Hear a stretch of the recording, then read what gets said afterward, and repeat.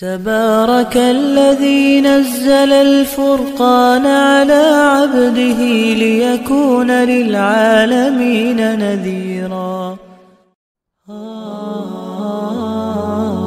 الحمد لله نحمده ونستعينه ونستغفره ونؤمن به ونتوكل عليه ونعوذ بالله من شرور أنفسنا ومن سيئات أعمالنا. من يهده الله فلا مضل له ومن يضلله فلا هادي له. ونشهد أن لا إله إلا الله وحده لا شريك له. ونشهد أن سيدنا ومولانا محمدا عبده ورسوله أرسله إلى كافة للناس بشيرا ونذيرا وداعيا إلى الله بإذنه وسراجا منيرا. أما بعد فأعوذ بالله من الشيطان الرجيم. بسم الله الرحمن الرحيم. يا أيها الذين آمنوا كتب عليكم الصيام كما كتب على الذين من قبلكم لعلكم تتقون. صدق الله العلي العظيم وصدق رسوله النبي الحبيب الكريم ونحن على ذلك لمن الشاهدين والشاكرين والحمد لله رب العالمين. اللهم صل على محمد وعلى آل محمد كما صليت على إبراهيم وعلى آل إبراهيم إنك حميد مجيد. اللهم بارك على محمد وعلى آل محمد كما باركت على إبراهيم وعلى آل إبراهيم إنك حميد مجيد. رب اشرح لي صدري ويسر لي أمري واحلل عقدة من لساني يفقهوا قولي. رب زدني علما. اللہ جل جلالہ ساری کائنات کے خالق و مالک ہیں. سب تعریفیں اللہ جل جلالہ کے لیے ہیں. اسی لیے ساری کائنات کو بنایا اور ساری کائنات کو وہ اللہ چلا رہے ہیں. اللہ تعالیٰ ہی عبادت کے لائق ہیں. اللہ تعالیٰ نے اپنی بندگی کے لیے زندگی عطا فرمائی ہے، لیکن اس زندگی کے دنوں میں بعض اوقات، بعض دن، بعض مہینے، بعض جگہیں ایسی مخصوص بنائی ہیں کہ ان میں عبادت وغیرہ کا اجر و ثواب بہت زیادہ ہوتا ہے. ان مہینوں میں سے رمضان مبارک کا مہینہ سر فہرست ہے کہ رمضان کے مہینے میں عبادت و طاعت کا اجر و ثواب بہت زیادہ ہے. قرآن کریم میں اللہ تعالیٰ نے رمضان مبارک سے متعلق ہی کچھ بیان فرمایا ہے.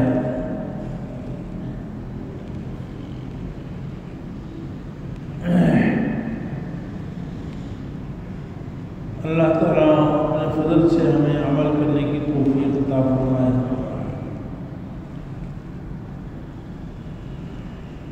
اسلام میں 5 چیزوں پر شریعت میں بنیاد رکھی گئی ہے.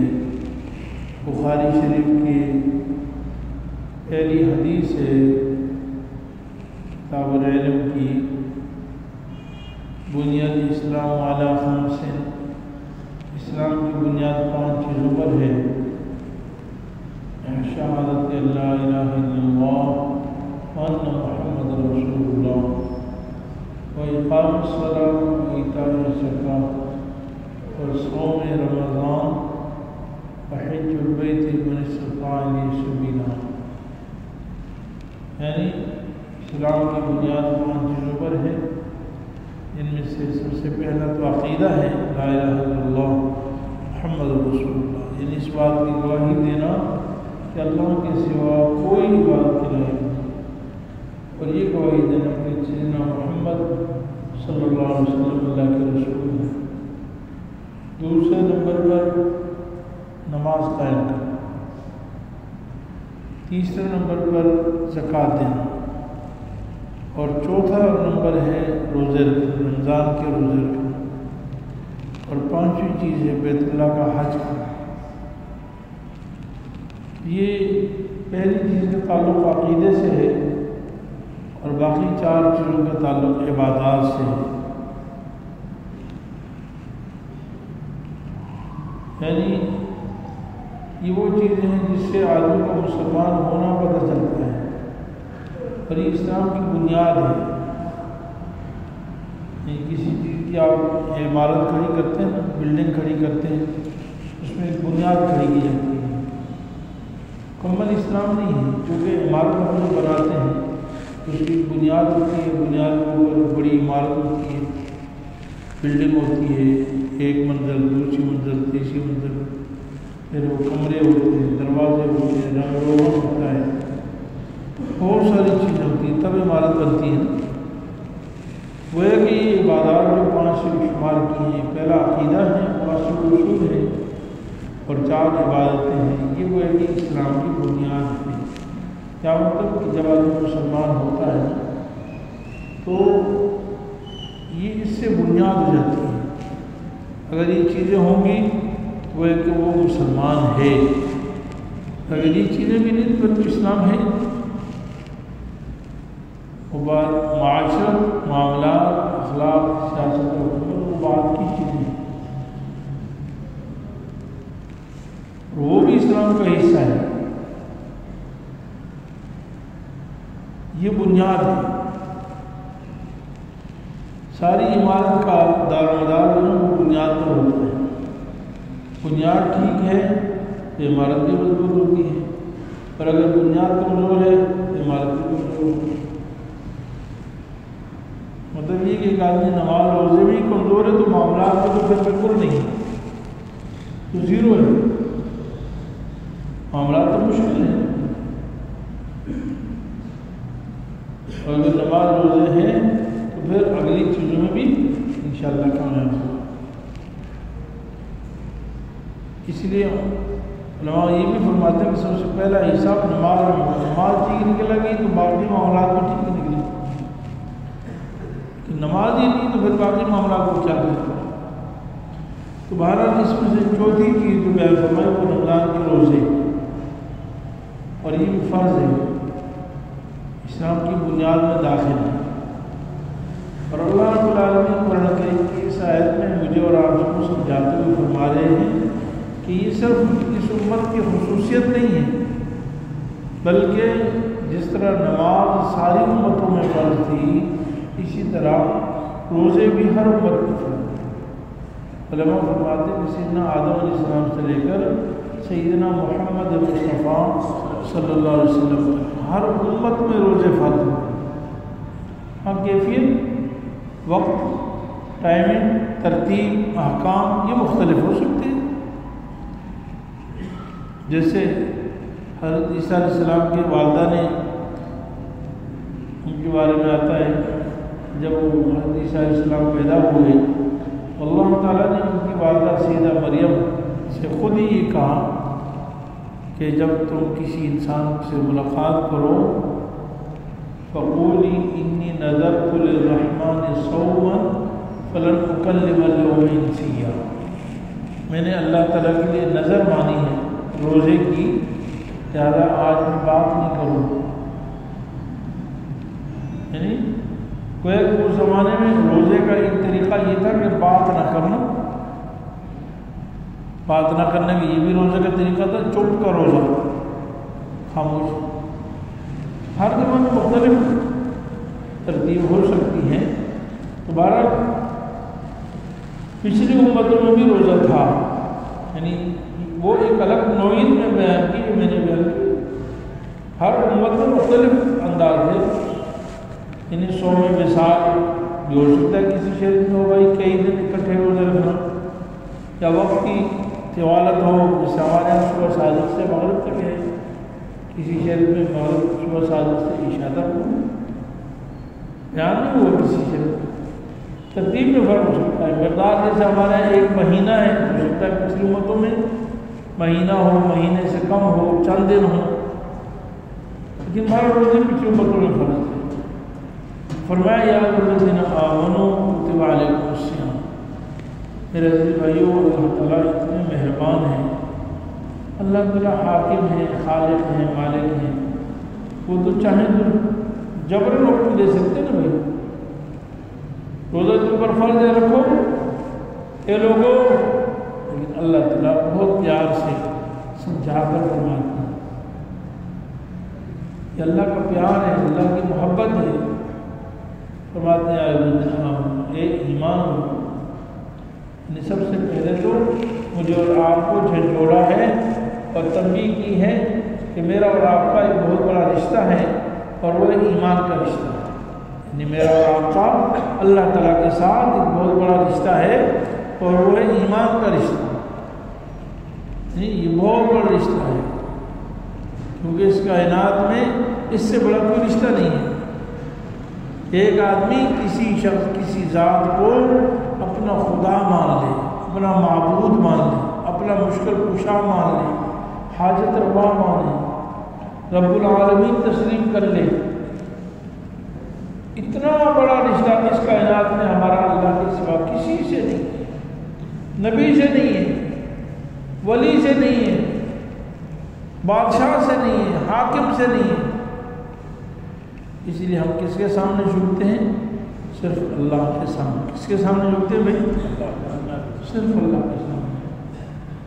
صحابہ کرام نے جناب رسول اللہ صلی اللہ علیہ وسلم سے درخواست کی کہ کیسر و کسریٰ جو جھوٹے بادشاہ ہیں، باطل ہیں، ظالم ہیں، ان کے سامنے لوگ سجدے کرتے ہیں، یا رسول اللہ اگر آپ اجازت دیں تو ہم آپ کے سامنے بھی جھکا کریں، آپ کو بھی سجدہ کیا کریں، تعظیمی طور پر ہم آپ کو سجدہ کریں۔ جناب رسول اللہ صلی اللہ علیہ وسلم نے فرمایا کہ اللہ کے سوا کسی کو سجدہ جائز نہیں، اللہ تعالیٰ کے سوا۔ اور پھر آپ صلی اللہ علیہ وسلم نے ایک نصیحت بھی فرمائی کہ دیکھو اللہ کے سوا اگر کسی کو سجدہ جائز ہوتا تو پھر شوہر کا بیوی پر اتنا بڑا حق ہے کہ میں بیوی کو حکم کرتا کہ وہ اپنے شوہر کو سجدہ کرے، بیوی کو حکم کرتا کہ وہ اپنے شوہر کو سجدہ کرے، لیکن اللہ کے سوا کسی کو سجدہ کرنے کی اجازت نہیں ہے۔ تو یہ رشتہ کس سے ہے؟ میرا اور آپ کا کس سے؟ اللہ سے، صرف ایک اللہ سے۔ جناب رسول اللہ صلی اللہ علیہ وسلم نے تو جو چیز کسی کے لائق اور سزاوار نہیں، وہ چیز اگر اس کے لیے کی جائے تو یہ تو ہے۔ جناب رسول اللہ صلی اللہ علیہ وسلم نے دعا بھی مانگی، اے اللہ اللہم لا تجعل قبری بسرا یعبد، اے اللہ میرے مرنے کے بعد بھی میری قبر کو عبادت گاہ نہ بنانا، میری قبر کو بت نہ بنانا، اس کی عبادت کی جائے، اس لیے کہ عبادت کے لائق ذات کون ہے؟ صرف اللہ۔ ایاک نعبد و ایاک نستعین، اے اللہ ہم تیری ہی عبادت کرتے ہیں اور تجھ ہی سے مدد مانگتے ہیں، تیری ہی عبادت کرتے ہیں۔ میرا عزیز بھائیو، اللہ تعالیٰ نے فرمایا یا الذین آمنوا، میرا اور تمہارا ایک بہت بڑا رشتہ ہے، وہ ایمان کا رشتہ ہے۔ جب آپ نے مجھ پر ایمان لے آئے تو اب میرے احکام کا ماننا کوئی مشکل بات نہیں ہے، اب میری بات ماننا کوئی مشکل نہیں ہے۔ تو فرمایا کتب علیکم الصیام، تم پر روزے فرض ہیں۔ پہلے نمبر ایمان کا رشتہ دیا، پھر کہا روزے فرض ہیں، اور پھر مزید تسلی کے لیے فرمایا کہ دیکھو یہ کوئی صرف آپ پر نہیں فرض ہوا کہ سب جو مشکل ہے، تو مشکل کام ہوتا ہے اللہ تعالیٰ پچھلی امتوں کو بھی اس میں مبتلا کیا ہے۔ مشکل ہوتا تو کیا اللہ تعالیٰ ساری امتوں کو مشکل میں ڈال دیا؟ نہیں، یہ تو ساری امتوں میں روزہ فرض تھا، پچھلی امتوں کے احکام سخت ہے، اس امت کو نرمی والے احکام دیے گئے، اس امت کی خصوصیت ہے، بہت سارے نرمی کے احکام اس امت کو دیے گئے ہیں۔ لیکن جب اللہ تعالیٰ روزے کو پچھلی امتوں میں بھی فرض اور اس امت میں بھی فرض ہے تو معلوم ہوا کہ یہ حقیقت کے اعتبار سے مشکل نہیں ہے، آسان ہے۔ لیکن جب دل تسلیم کر لے، دل مان لے، پھر کوئی مشکل نہیں، ہمت کر لے آدمی تو اللہ تعالیٰ آسان کرنے والا۔ کتب علیکم الصیام، تم پر روزے فرض ہیں جیسے پہلی امتوں پر روزے فرض ہیں۔ اور پھر مقصد کتنا بڑا ہے، اللہ اکبر، ایک ہی آیت میں اللہ نے اتنے پیار سے سمجھایا ہے، مقصد اس کا بہت بڑا ہے کہ تم پرہیزگار بن جاؤ، لعلکم تتقون، تاکہ تم پرہیزگار بن جاؤ۔ اتنا بڑا مقصد حاصل ہو رہا بھائی کہ تم پرہیزگار بن جاؤ، متقی بن جاؤ۔ بھائی میرے عزیز بھائیوں، ایک آدمی دن بھر مزدوری کرتا ہے، گھر بار بھی بچے چھوڑ کر دفتر آتا ہے، فیکٹری جاتا ہے، دکان پہ آتا ہے،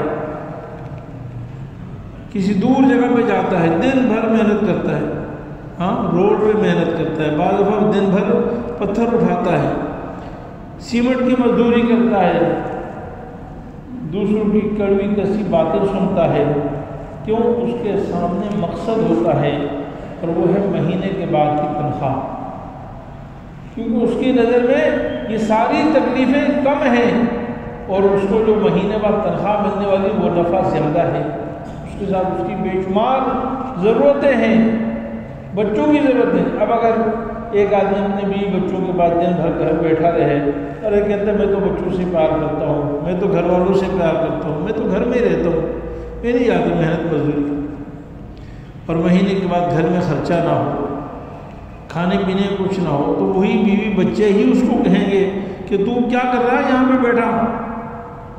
اور ایک آدمی روزانہ صبح اٹھتا ہے اور بیوی بچوں کو سب کو چھوڑ کر محنت مزدوری کرتا ہے، پورے دن خون پسینے کی محنت کرتا ہے اور شام کو مہینے کے بعد تنخواہ لاتا ہے، گھر والوں کے سارے خرچے پورے کرتا ہے۔ بتاؤ بھائی کون محبوب ہوگا لوگوں کے سامنے؟ وہی ہوگا نا جو محنت کرنے والا ہے۔ یہی محبت کا تقاضا ہے۔ اللہ تعالیٰ فرماتے ہیں دیکھو روزے کا مقصد دیکھو، بہت بڑا مقصد ہے۔ روزے کا مقصد یہ ہے کہ تم پرہیزگار بن جاؤ، متقی بن جاؤ۔ تقویٰ کس کو کہتے ہیں؟ اپنی ساری خواہشات کو اللہ کے لیے چھوڑنے کا نام تقویٰ ہے۔ اپنی خواہشات کو، بھائی تقویٰ کس کو کہتے ہیں؟ اپنی خواہشات کو اللہ کے لیے چھوڑ دینا، ناجائز چیزوں سے بچنا، اللہ کی نافرمانی سے بچنا۔ بھائی خواہشات تو نافرمانی میں ہے نا بھائی، حرام کھانے میں خواہشات، بد نظری میں خواہشات، سود میں خواہشات، رشوت میں خواہشات، گناہ کی لذت میں خواہشات، جتنے بھی گناہ ہیں سب خواہشات ہیں۔ رسول اللہ صلی اللہ علیہ وسلم نے فرمایا کہ ہم نے جہنم کا پردہ جو ہے نا وہ خواہشات کے ساتھ رکھتی ہے۔ حفت الجنت بالشہوات، حفت النار بالشہوات، خواہشات پوری کرو جہنم میں جاؤ۔ اور حفت الجنت بالمکارہ والسلام، اور خواہشات کو چھوڑنے کا پردہ، خواہشات کو چھوڑنے والا جو پردہ ہے نا، کپڑا، وہ ہم نے جنت کے اوپر لپیٹ دیا ہے۔ یعنی خواہشات چھوڑو، جنت میں آ جاؤ۔ خواہشات چھوڑو، تکلیفیں برداشت کرو، ناجائز لذت، خواہش، شہوت، اس کو ترک کر دو۔ تقویٰ کس کا نام ہے؟ خواہشات کے چھوڑنے کا نام ہے، لذات کے چھوڑنے کا نام ہے۔ اور روزہ جو ہے ہمیں بہت زیادہ تقویٰ سکھاتا ہے، عملاً روزہ ہمیں تقویٰ سکھاتا ہے، کیونکہ روزے میں آدمی صرف اپنی وہ خواہشات نہیں چھوڑتا جو سال بھر حرام ہوتی ہیں، بلکہ انسان وہ خواہشات بھی چھوڑ دیتا ہے جو سال بھر حلال ہوتی ہے. کھانا پینا سب خواہشات حلال ہے. بھائی اپنے حلال محنت سے کمایا ہوا کھنا موجود ہے، گھر میں بھی ہے، قادر بھی ہے، پانی بھی موجود ہے، ضروریات پوری کر سکتا ہے، خواہشات پوری کر سکتا ہے. لیکن کہتا نہیں اس وقت تو میں یہ بھی نہیں کروں گا. صبح سحری میں کھا لیا، شام کو افطاری میں کھاؤں گا. دن بھر بھوک لگی تب بھی نہیں کھانا، پیاس لگی تب بھی نہیں پینا. بھائی کیوں نہیں پی رہے؟ اللہ تعالیٰ نے منع کیا ہے. 1 مہینہ اس کی ٹریننگ کر لو، سال بھر یہ سمجھنا بہت آسان ہو جائے گا کہ پھر جھوٹ بولنا بھی چھوڑ دو. بھائی کیوں؟ اللہ تعالیٰ نے منع کیا ہے. بھائی سود کیوں نہیں لے رہے؟ اللہ تعالیٰ نے منع کیا ہے. بد نظری کیوں نہیں کر رہے؟ اللہ تعالیٰ نے منع کیا ہے. موبائل میں ننگی تصویریں، فلم، یہ چیزیں نہیں دیکھ رہے، کیوں؟ اللہ تعالیٰ نے منع کیا ہے.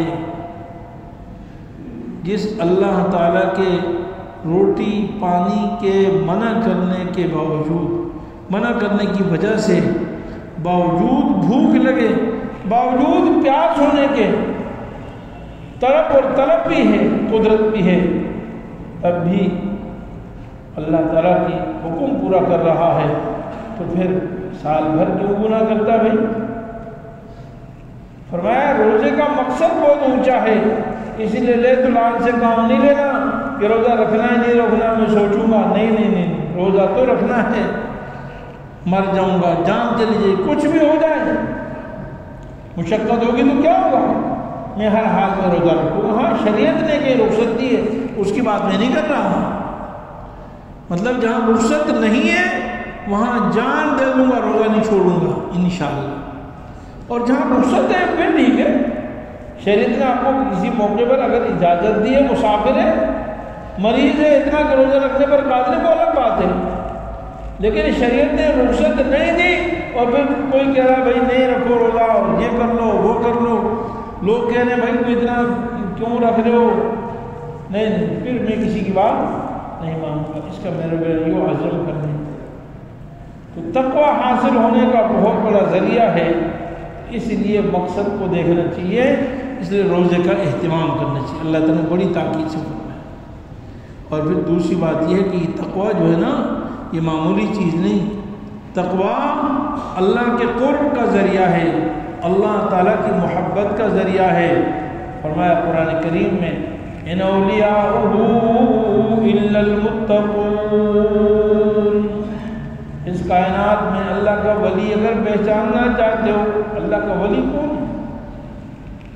اللہ کا ولی کون ہے؟ جو گناہوں سے بچنے کا اہتمام کرے. ہمارے شیخ حکیم اختر صاحب رحمۃ اللہ علیہ بہت بڑے اللہ والے گزرے ہیں. اللہ تعالیٰ ہمیں اولیاء اللہ، علماء، صلحاء، شہداء، انبیاء علیہ السلام کے نقش قدم پر زندگی گزارنے کی توفیق عطا فرمائے.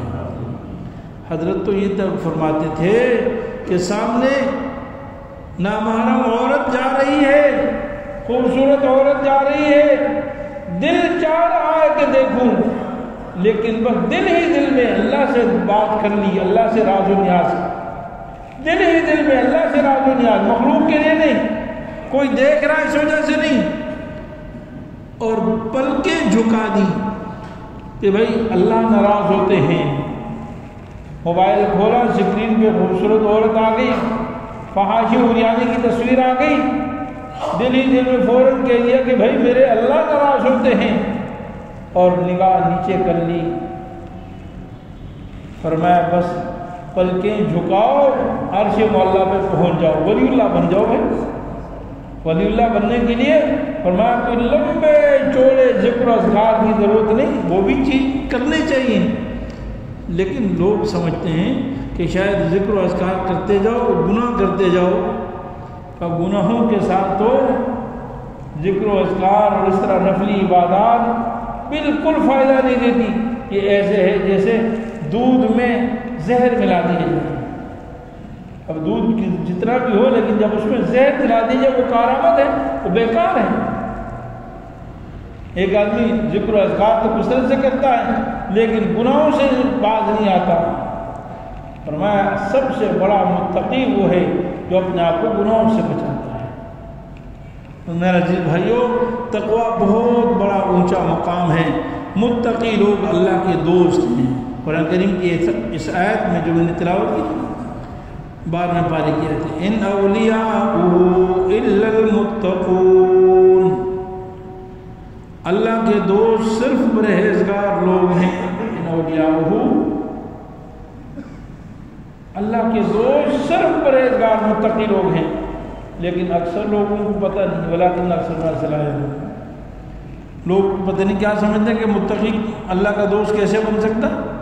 تو میرے عزیز بھائیوں، اللہ تعالیٰ نے اتنے فائدے بیان فرمائے ہیں، اور ہمارے رمضان مبارک آنے میں چند دن باقی ہیں. میں اور آپ یہ عزم کر لیں، دل سے ارادہ کر لیں کہ انشاءاللہ اس سال کا رمضان اہتمام سے رکھیں گے. انشاءاللہ رکھیں گے نا بھائی، اہتمام سے ہم نے روزے رکھیں گے، اور باقی عبادات کی بھی کوشش کرنی انشاءاللہ. وآخر دعوانا الحمدللہ. مفتی صاحب کے YouTube چینل کو سبسکرائب کیجئے اور ان کے تازہ بیانات کے ذریعے اپنی علمی، اصلاحی اور فکری آبیاری کرتے رہیے. جزاکم اللہ.